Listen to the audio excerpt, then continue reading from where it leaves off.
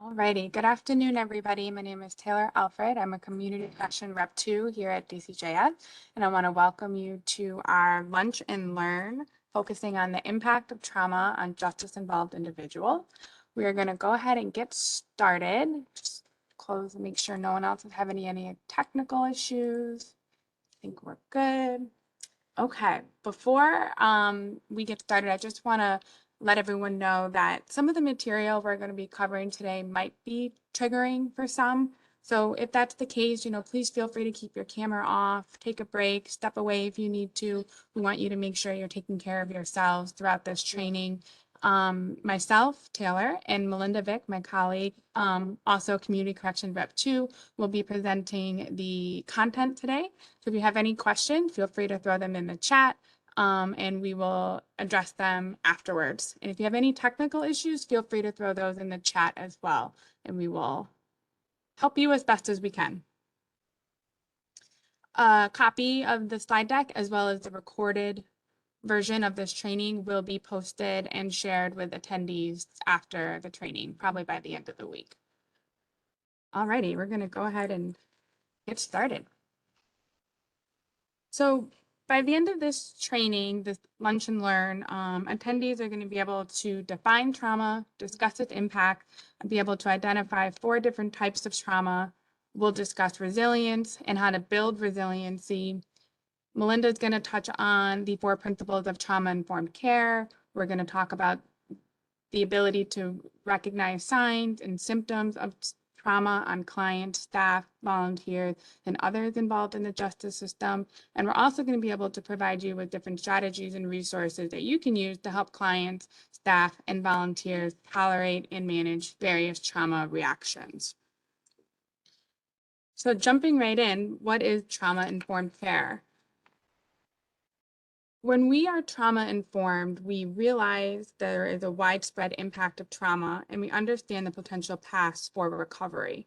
We also recognize the signs and symptoms of trauma in clients, families, staff, and others involved in the criminal justice system. We respond by fully integrating knowledge about trauma into our policies, practices, and procedures. And lastly, most importantly, we seek to actively resist re-traumatization. And I want to just emphasize the 4 R's here. We're going to come back to realize, recognize, respond, and resist later in the presentation. SAMHSA defines trauma as results from an event, series of events, or a set of circumstances that is experienced by an individual as physically and emotionally harmful or threatening, and can have lasting adverse effects on their well-being.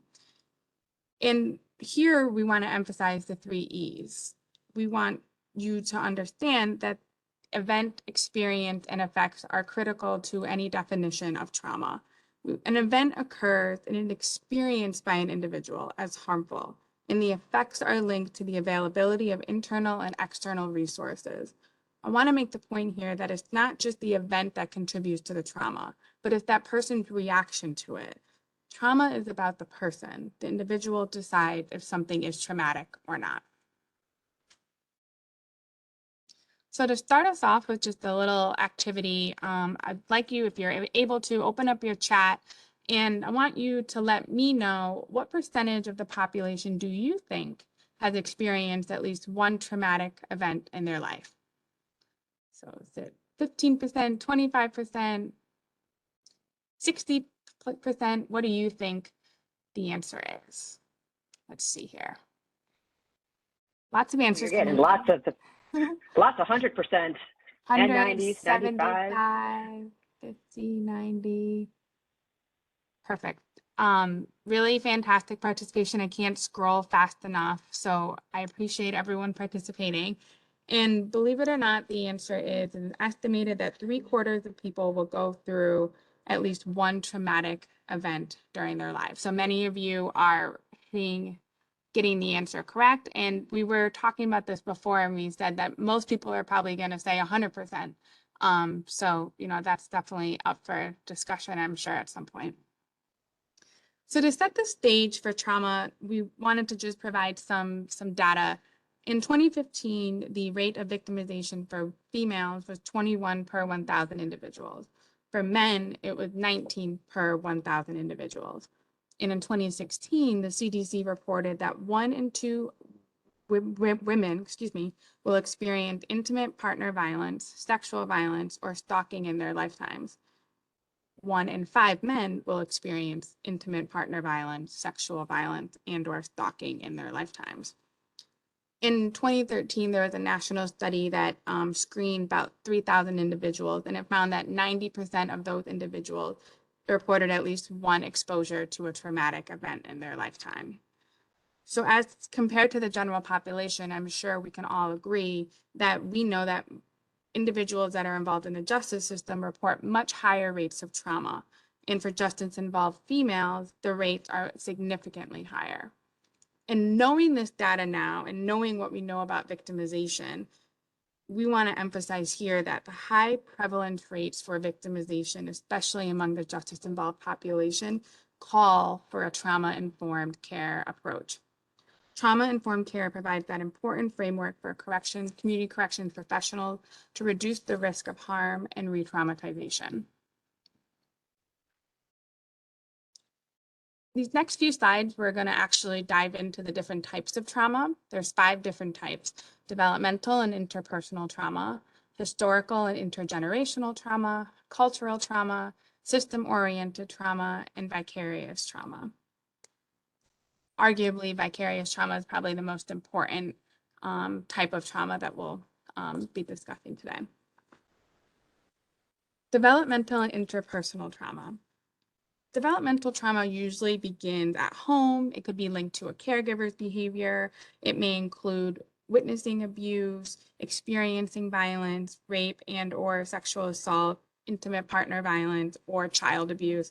It could be something that's chronic or sustained. It could involve multiple or repeated instances or experiences, or it could be one lasting event in time that has a lasting impact, such as a parental death or a sexual assault. Interpersonal trauma can take place between people that we know or people that we don't know. When we are abused by others, particularly those that we know, the impacts are long-term and devastating. We now know that one of the most common experiences shared by justice-involved individuals is a history of developmental trauma. And we'll dive deeper into that in a little bit. For justice-involved females, experiences of developmental and interpersonal trauma are universal. And individuals that are exposed to prolonged and repeated abuse in childhood, this impact is severe and long-standing. And that's what we refer to as complex abuse. And it's not just childhood abuse that contributes to traumatic reaction, but prolonged and repeated exposure to stress, which is now referred to as toxic stress. Historical and intergenerational trauma. Historic trauma occurs over a lifespan to a large group of people. Examples could be a genocide, slavery, war, and the impacts are long-standing and affect both an individual and the collective group. Intergenerational trauma can be passed down from one generation to the next. For example, the impact of residential schools transcends generations and is linked to higher rates of substance abuse and behavioral issues. Effects of trauma can transfer in many ways, including the inability of parents to attach or bond with a child, disrupted family functioning, maybe a divorce, and actual disconnection from social groups and culture. Which leads us into our next type of trauma, cultural trauma. Culture is an aspect of how we define ourselves, and this creates a sense of meaning in our world. Individuals that part of the LGBT community experience higher rates of trauma than the general population, such as hate violence, intimate partner violence, and sexual assault. Immigrants may also experience unique stressors and trauma before, during, and after their immigration. Refugees also may experience unique trauma as part of their displacement in their transition to their new home. Racism, poverty, and unemployment also can contribute to chronic stress. System-oriented trauma refers to the different policies or practices that we may have adopted as an organization, an agency, that are predicated on history, values, and preferences that don't necessarily incorporate what we know today. And that's not to say that rules and conditions are not important. What we try to encourage is applying these practices and these policies in a way that's less traumatizing. And doesn't necessarily mean that we need to change things, everything right away. It's just, again, trying to find different practices, modifying policies to mitigate any traumatic reaction from occurring. And lastly, we have vicarious trauma. And this is a form of trauma associated with the cost of caring and exposure to human suffering.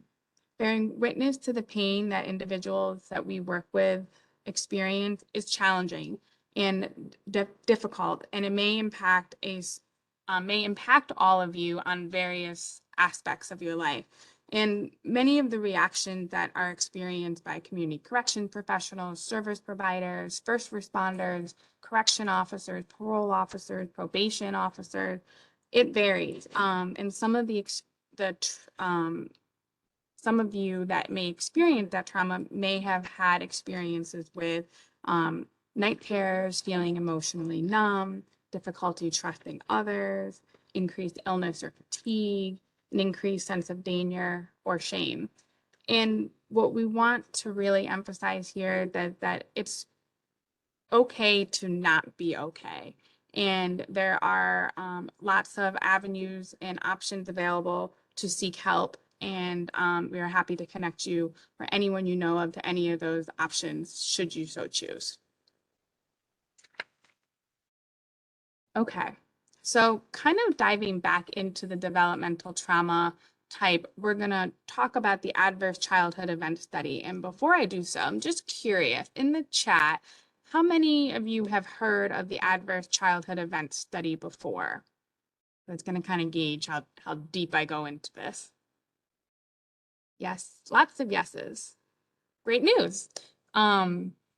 So the Adverse Childhood Event Study was a collaborative research study. It was one of the largest done of our time, really exploring the prevalence of developmental trauma and the effects that it can have.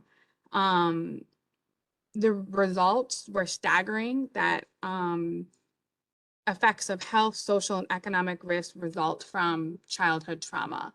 And the subjects that were a part of this study were asked to, if they had experienced one or more of the adverse events listed on this slide. So there's 3 different categories. There's abuse, neglect, household dysfunction. There's 3 options for different types of abuse, 2 for neglect, and 5 for household dysfunction, such as an individual in your family being incarcerated, or maybe divorce.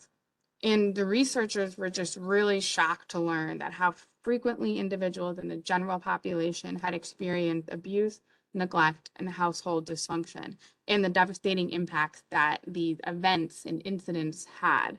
And they were more surprised to discover that the impacts of these traumatic events were cumulative and significant. So taking the ACEs study one step further, it really shows that the more adverse childhood experiences one individual perceive, or the higher their ACE score, the greater the risk of health, economic, behavioral, and other problems. The study found that these adverse childhood experiences or events have a direct impact on the developing brain, changes its structure and its function from the normal development. Children who experience both childhood abuse and family dysfunction, resulted in experiencing the most highest negative outcomes, health outcomes. And females were 50% more likely to have an ACE score higher than 5 than men. At the end of the day, these adverse childhood experiences, they have a negative impact on the neurological, endocrine, and immune systems, which which impacts every aspect of an individual's future, right? So what this pyramid is showing is that the higher your ACE number, the more incidents or experiences that an individual has experienced, they're going to move up that pyramid. And at the end of the day, they're more likely to have health problems, mental health issues, social problems, substance abuse issues, and including justice involvement. And sadly, the higher the risk score, the lower the mortality rate is as well. So I'm going to turn it over to Melinda to take us through the second half of the presentation. And I appreciate your time. Thank you. Thank you so much, Taylor. I appreciate it. Good afternoon, everybody. My name is Melinda Vick. I'm a community corrections representative too at DCJS and partner here with Taylor in the Vocation, Education, Employment, and Reentry Unit with the Office of Probation and Correctional Alternatives. I'm pretty passionate about this subject. It is something that I think is really important. The more we learn about it, the more we can apply it. But the big half of me always is like, okay, why? So that's why the neurobiology of trauma is really important, and I wanted to touch on it because I think a lot of us are sitting in our chairs going, okay, that's a lot of great information, Taylor. Thank you so much, but why? So let's talk about the why. What we experience in the first years of our lives affects the physical architecture of our brain, which in turn impacts how we respond to other people, how we learn, and how we react to stress. So in this section, we're going to explore advances in neuroscience research. We now know more about what happens in the brain and body when we experience a traumatic reaction. What we know about the brain is changing at a rapid pace. We're constantly studying the brain and coming up with new scientific information. There's even powerful new technologies such as functional magnetic resonance imaging, or fMRI, which have enabled scientists to track the growth of the brain and investigate connections between brain function, brain development, and behavior. One of the greatest discoveries of our time is how trauma impacts the human stress response. Scientists have discovered that we experience in the first 5 years of our lives affect the physical architecture of our brain, which in turn impacts how we respond to other people, how we learn, and how we react to stress. In this segment, we're going to focus on the human stress response and how it is impacted by trauma. So there are 3 parts of the brain and their functions. To more fully understand the impact of trauma on our neurophysiology, it is essential to understand the human brain and our body's basic stress response system. Over millions of years, human beings developed a complex nervous system, including the brain and thousands of neural pathways in the body to deal with the day-to-day demands of living and staying alive. So for example, at one point in time, our prehistoric cavemen and women were learning how to run away from dinosaurs. In today's world, we have whole different situations of what we're running away from: gun violence, domestic violence, street violence, you name it. We have a whole bunch of different types of dinosaurs now. So the human brain has 3 main parts. We have the reptilian brain, which operates outside our conscious awareness. It governs our instincts and unconscious responses to fear, stress, and threat. Our limbic system, which governs our feelings and relationships. And the neocortex, which is unique to humans, and that gifts us with the capacity for critical thinking and analysis. The nervous system. So our autonomic nervous system, or ANS, that's why we have acronyms, our ANS exists within this 3-part brain framework. The ANS is our control center, if you will. It has been exquisitely designed to keep us alive and protect us. It's working with us every single day and every minute to deal with moment-to-moment survival needs. It regulates all the basic functions of our body, such as heart rate, breathing, and digestion outside of our conscious awareness. It is also a stress response system and regulates how we react to changing conditions in our internal and external environment.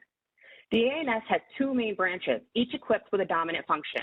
The sympathetic nervous system, or SNS, is our fight, freeze system, as most of you probably have heard, and it helps us to stay alert, excited, and engaged. It also helps to mobilize us and respond to emergencies and threats. It literally pumps blood into our system so that we can move to get away. The parasympathetic nervous system, or PNS, is responsible for the rest and digest functions. It helps us to calm down, especially in a stressful situation. You really got to think of it almost like a car. The SNS is our gas pedal. It gives us that gas. It helps us mobilize and take action, where the PNS is our brake. It helps us to slow things down and relax. So as you're all eating lunch and enjoying this lunch hour today, let's take a little hike in the woods with me. This is my mama bear and her baby cubs. So picture yourself walking through the woods, and as you come over a hill, you notice a grizzly bear with 2 cubs, just like this. How would your body react, and what bodily sensations might you notice? I know for me, my heart rate's gonna start pumping up, my hands are gonna get freezing cold, I'm gonna probably start to sweat a little bit, and I might just start freaking about whether do I run, do I sit still, what do I do with these 2 bears sitting here right now? So our stress response, when we are threatened and perceive a threat or sense a threat, our reptilian brain goes into survival mode, and our limbic system or our emotional brain is then activated. The SNS is mobilized to take action, and our body responds in ways to keep us safe. Once the threat has passed and we're back in a safe place, our PNS, our inner brake, kicks in, and we start to slow down. So whenever we experience fear, threat, or extreme stress, our body is mobilized and placed into survival mode. That's both for us as well as the people that we're working with. So when that happens, our SNS only can respond the way that it's meant to respond, and that's by pumping adrenaline and cortisol released into the bloodstream, increasing blood flow to the major muscles, sharpening our response, and prepares us for action. It increases the heart rate, it increases respiration, and then it decreases immune system function. It even dilates our pupils and retracts our eyelids so we can focus our eyes better on the threat that's in front of us. My favorite slide. He's so peaceful. My little froggy laying on his lily pad. So focus on what happens when the threat disappears. Our inner brake, the PNS, helps us to calm down, get out of that mobilization mode. It helps slow things down so that we can relax and recover. And some of the ways that this happens is that the muscles release tension, our heart rate starts to lower, our blood pressure starts to lower, it slows and deepens our breathing, warms the skin, facilitates digestion and immune system, you might start to feel hungry again, and returns blood back to our hands and feet and to the skin, which will happen at 1 o'clock when this is over for me today. So, nervous system is always working for us. So the emotional brain becomes a survival brain. It does what it needs to do to protect itself. Trauma changes the emotional brain, the limbic system. Rather than signaling us when we are threatened or in danger, the emotional brain becomes a survival brain, and the SNS is constantly activated now. This can look different from individual to individual. We are all programmed very differently. Some of us will fight, some of us will flight, some of us will freeze. And there's a couple more F's that come through now that more research is being done.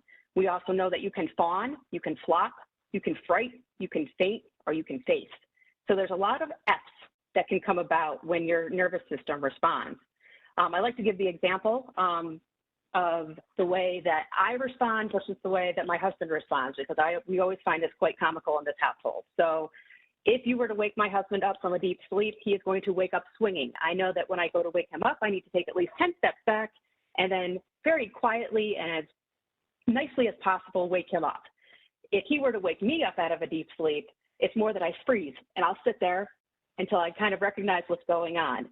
But that's the way we're built. It's just an example of how 2 people can be wired totally differently to respond to a threat that's in front of them. Picture what might happen if you were to keep your foot on the gas pedal of your car. What would happen if you were to just hold that sucker down? One, you'd probably eventually run out of gas, but most likely you're going to damage your engine and possibly even blow it up. So that's what happens when the emotional brain becomes a survival brain. It's just constantly going. Your SNS is activated, the neocortex, the thinking brain gets hijacked, and it's a hostile takeover. It's really, really hard for that person to return to regulation and calm. The alarm system is distorted. The armor is like a mechanical limbic system. The armor remains strong and is constantly looking for danger in any given circumstance, is alerting the inner safety responses to danger in an effort to keep one safe. I really like the graphic on this because it really shows that armor on the outside, which is constantly looking for danger. And next you have the reptilian brain looking to the armor as it's safe. Do I need to protect? What do I need to do? And just you on the inside saying, okay, I'm waiting for the response. What do I do next? Individuals who have experienced trauma feel chronically afraid and unsafe. They perceive danger anywhere and everywhere. And for many survivors, anything can be a traumatic reminder and or a trigger.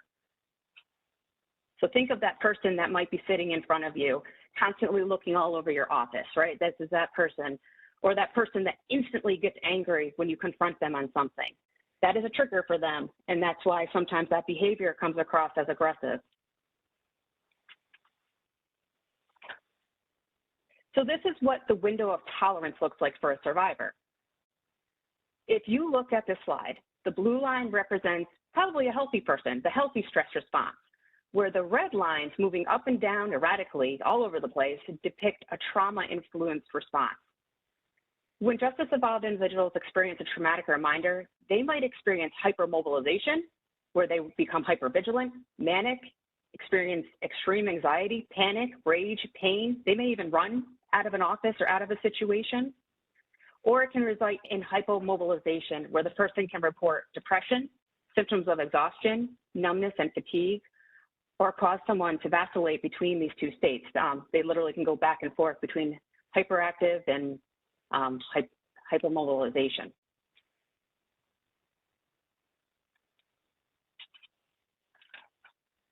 So in using your chat feature, what challenging or difficult behaviors have you observed that might be related to trauma?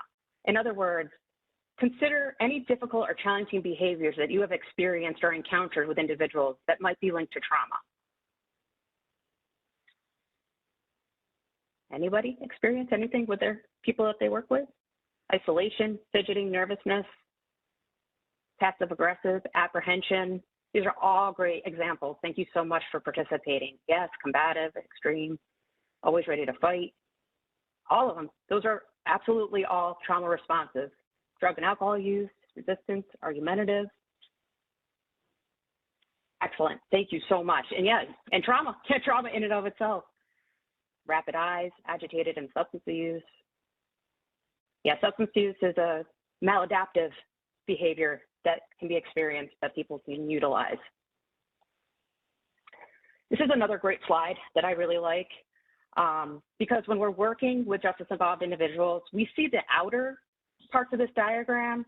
We see the physical health issues. Most of them are, combating health issues, heart issues, diabetes, asthma, obesity, overeating, undereating, mental health issues, anxiety, depression, post-traumatic stress disorder, bipolar disorder, behavioral problems, acting out, pushing people away, getting in trouble, poor relationships, not staying with a significant other, jumping from partner to partner, acting out sexually, and substance abuse, where they can utilize anything these days to get away from that. And, with substance abuse, a lot of times we know that it's there and we think, oh, they're just using because they want that next high. That's not always the case.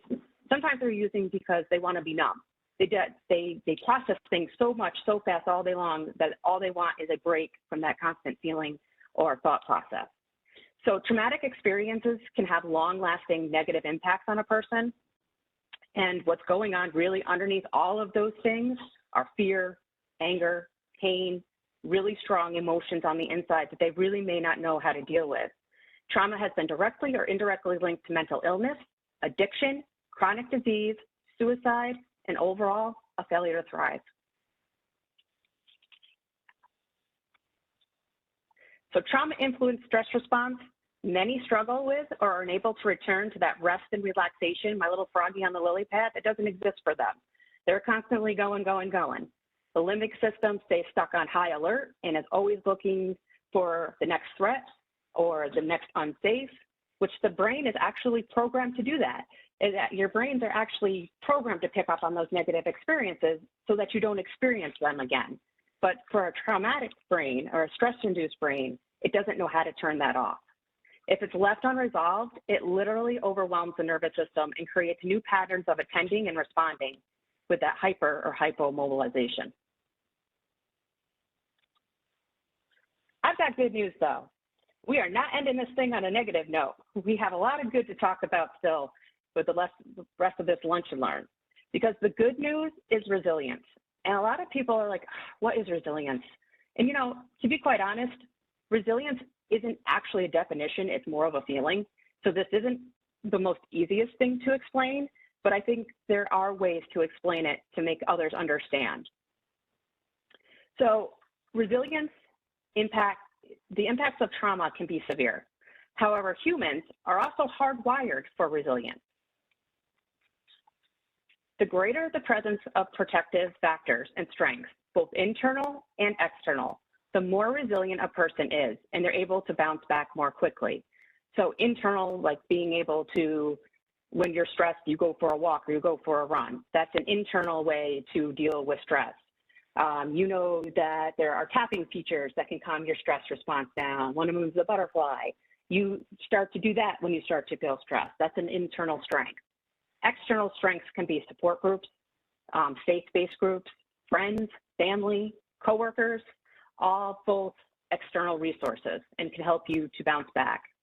We can always expand or build on what we and they currently have to become more resilient. So one of the most important lessons that we have learned from studies of trauma and its impacts is that people are resilient. People do survive and often thrive despite the most heinous of life's conditions. We all know that one person that's been through everything under the sun, and yet they still come in and come to work or come to church or go to school, and they're smiling and they're happy and they're still just living through it. One of the most important lessons that we have learned from studies of trauma is that people are resilient and they do survive and often thrive despite the most heinous of life conditions. Neuroscientists have discovered that we can repair our stress response and build resilience through the lifespan. So even if they have had years of not dealing well with the things that life has dealt them, they can still learn to be able to have resiliency and be at peace. How? How do we build resilience? There are so many ways that you can do this, not just for yourself, but for those that you work with as well. We are constantly modeling these behaviors just as much as we're trying to utilize them. But one is to get connected. Build strong, positive relationships with loved ones and friends that can provide you with support, guidance, and acceptance in both good times and bad times. Volunteer. Find a peer support group. Make every day meaningful. Do something that gives you a sense of accomplishment and purpose every day. Other studies have shown that just going outside and breathing fresh air for 5 minutes can reset your brain. Learn from experience. How have you coped in the past? What did you do to help yourself in the past? We're so quick to stress out that we forget that, wait a minute, I have been through this before, but what did I do? Remain hopeful. Take care of yourself by either meditating or doing yoga or going to counseling, going to peer support, contacting EAP. There's so many different ways that you can take care of yourself. Eating healthy, exercising, small things, just being in the moment, having that grounding work with you to just breathe and be in the moment. And most importantly, be proactive. Do not ignore your problems. You should not ignore your problems, and the people you're working with should not ignore their problems. Instead, try to figure out what needs to be done. Make a plan, write it down, and take action. Although it can take time to recover from major setbacks, traumatic event, or loss, know that your situation can improve if you just continue to work at it one day at a time, and sometimes 1 hour at a time, and sometimes 1 minute at a time.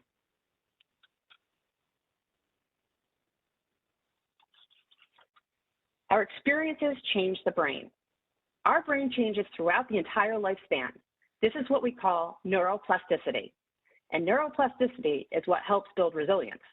Every time you learn a new fact or skill, you change your brain. We all have the potential to learn new behaviors and to enhance or develop our ability to cope with adversity and extreme stress. One point that I would like to put out is that many of our programs, both our community corrections and probation folks, all have cognitive behavioral intervention programs. They deliver them or they subcontract out to them. And why is this important? It's important because interventions such as Thinking for Change or interactive journaling, those cognitive behavioral-based programs, they're evidence-based interventions that are just designed to help change the way a person thinks. Cognitive behavioral is there to stop the thinking where it's at and then replace it with a new action. That's what CBT is all about, right? So we are also trying to evoke this change in our programs as well as we move forward. There are lots of other types of therapies, dialectical behavior therapy, that's another one where it tries to stop behavior and replace it with another action. So there's lots of things out there that can help to build our neuroplasticity and resilience within the brain. The principles of trauma-informed care. So we talked about resiliency. Now let's talk a little bit more about how criminal justice professionals respond in ways that avoid re-traumatizing. So we teach you about it. Now, how do we do it? How do we put this into action? Everybody always wants that part of it, and I feel like sometimes this piece of it might be left out. So we're just going to briefly go over some ways that we can ensure safety for everyone, promote recovery, and reduce recidivism.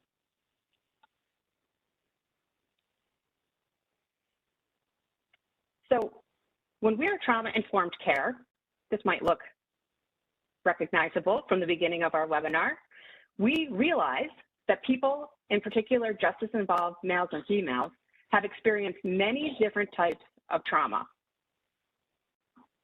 The universal assumption, since rates of trauma are so high, it's safest to assume that the person that we're dealing with has a traumatic background. We recognize the impacts of trauma, that we need to interact with people in a way that is compassionate and most of all respectful, and that intentionally serves to mitigate risk and harm. Minimally, we can offer respect, and we do that on a very consistent basis, and I think most of us do that. But to remember to be respectful is always important. Whenever responding to problematic behavior, recognize that their behavior may be a reflection of just coping, and then respond. By creating an environment that provides the individual with a sense of choice and control, and that works intentionally to achieve the following principle: do no harm. Always use trauma-informed approaches. It's going to actually help you in the long run. These are the 4 principles of trauma-informed care. It's creating safety and trust, choice and collaboration, focus on strengths, create optimism and hope. So let me dive in just a little deeper. The first principle, creating safety and trust. We build trust when we allow our clients and individuals that we work with to have reactions without judging them. When we're honest, compassionate, consistent, we build safety and trust. Consistency and follow through are key here. You have to honor your promises. You have to return those phone calls or pick up the phone. Be on time for your appointments. You know, model that behavior that you're looking for so that they can learn what is respectful and what's going to create safety and trust. Number 2, choice and collaboration. Work to ensure that you do not trigger or re-traumatize the person. You need to work collaboratively with each other, share knowledge and power. You know, when they start to get aggressive, you can spot out, hey, you're triggering me. Could you calm down a little bit so that we can talk through this? So work together. Give the individual the opportunity to make choices and have some control, as this reinforces a sense of confidence. So by giving them choices, you can ask them, you know, you look like you're uncomfortable in my office. Is there something about the office that bothers you? Well, yeah, this office is yellow, and I was attacked in an office that was yellow or in a room that was yellow. Can we go to the conference room? Absolutely. Let's go to the conference room where it's neutral. That's giving them choice. What would you like to be called? How would you like? Do you have a nickname, Mr., Mrs.? How would you like to be addressed? That gives them control. So choices don't have to be big. They can be little, small things that you can do. In a recent training that I attended, this was with law enforcement. One of the ways that they suggested giving control, yes, you're under arrest, I'm putting you in handcuffs. However, what side of the car would you like to be on? You want to go on the left side, the right side? Another example is, if you're in the car, what radio station would you like to listen to? It's a small choice, but it's giving somebody the choice. And you want to provide choices whenever possible. A collaborative stance helps to enhance personal responsibility. Number 3 is focusing on strengths. So you want to identify what inner and external resources the person has, those protective factors. Really build into what they have, both internally and externally, to support them. It may not be a lot, but that's okay, because then you can help to build either of those. Reframe survival behaviors as adaptations to the event and focus on shifting healthier adaptive behaviors. Even myself recently asked how I did something. I did it okay. And the person said to me, did you do it okay, or did you actually do it well? And I'm like, you know what, I actually did do it well. So it's just a reframe sometimes of catching yourself in that moment of maybe being negative where you could actually be positive if you just took a second to think about it. Elicit their strengths in managing symptoms. Again, what has worked for you in the past? What did you do? What else can you do? And if they did it maybe negatively, well, you know, in the past I just did drugs. Okay, well, we don't want to do that. What else can we do besides that that will give you a different type of positive high? You want to go skydiving? Do you want to go mountain climbing? Can you do something else that's going to give you a positive impact? And then 4, creating optimism and hope. They're not always great. Our people that we work with are not good at finding hope. For many of them, their lives have not been so hopeful. So sometimes it takes us creating that for them. Help them to remain optimistic and that recovery from trauma is possible. Their brains literally can have neuroplasticity and recover. Work intentionally to build that resilience. Empower people by giving them the ability to choose. And empowerment helps people to help take charge of their own lives. And at the end of the day, that's what we really want them to do. We want them to feel empowered to help themselves. So here's what people need. Risk, not risk. So risk, R-I-S-C versus risk, R-I-S-K. So this, the risk with the C actually reduces the risk with the K. How does it do that? Because it includes, and this is just an easy acronym for you guys to maybe write down or remember, have it hanging in your office. It's just a really quick acronym to remember how to be in the presence of other people. And then again, it's people. It's not just the people you work with, but it could be people at home, people in the community, just people. And it involves respect. It's essential to offer and expect respect. People involved with the justice system and others who have been marginalized may not be accustomed to being offered respect. They're not used to it. They're surprised when you give it. Information, providing information and lots of information can help reassure a person. It gives them what they need. It gives them the tools that they need to understand what's going on.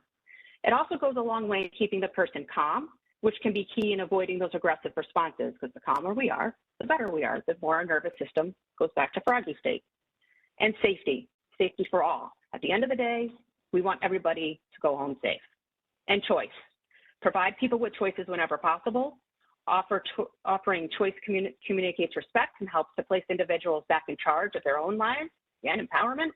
In some circumstances, it may be difficult to build an options for choice, so some creativity may be required. At the end of it, provide hope. It's the cornerstone of recovery.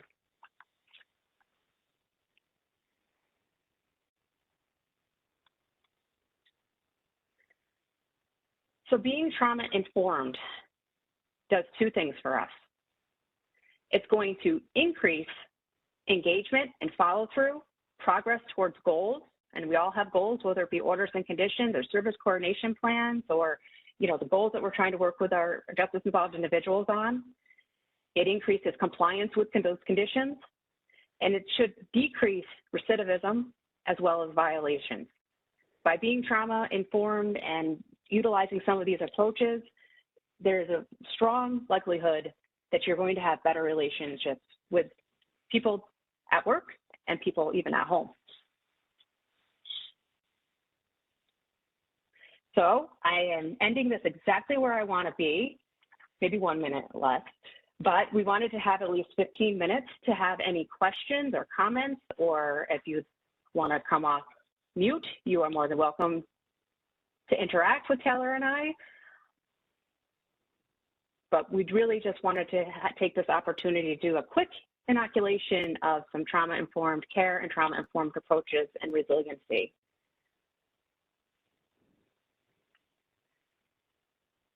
I can't see any hands because I have the slide up, Taylor, but let me know if you're We're seeing. getting some clapping hands, some lots of positive thank yous in the chat. The recording will be available and the PowerPoint slide deck will be available afterwards for those that wasn't able to attend today. And if you want to review. And I know not everybody likes to talk during a webinar, and most of you are probably eating in your defense, but I want to do 2 things. I want to thank you. I want to thank you all for taking the opportunity today to listen in on this very important topic. It's so important to take care of yourself as well, especially while you're taking care of others. You know, we all have that backpack full of stuff, and you want to make sure you're taking some bricks out as you go along. Otherwise, it's going to get way too heavy and weigh you down. So please make sure you're taking care of yourself. And thank you for all the work that you do. You know, it is important. You are making a difference in people's lives, and the people that you work with are not always so easy to work with. We recognize that. We hope that you found this information to be valuable and applicable to your everyday work. Please tune in for our next final Lunch and Learn webinar in the series that's scheduled for Wednesday, June 21st, 2023, to discuss educational, vocational resources for justice-involved youth ages 14 and up. If you're interested in receiving any additional training, please reach out to your OPCA representative. We are more than happy to hear from you. And if there's anything else further you would like some info on, please let us know. This is our contact information. If you want to email any one of us, we are available.